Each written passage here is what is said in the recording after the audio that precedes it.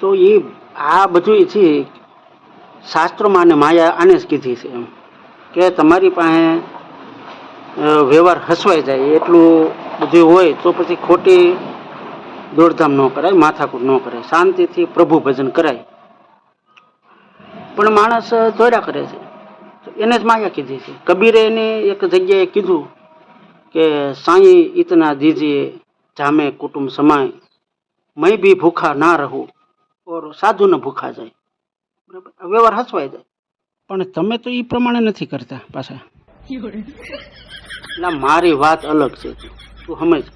મારી પાસે એટલું બધું માપબારું જ્ઞાન છે, બરાબર, પણ અહીંયા ઘરે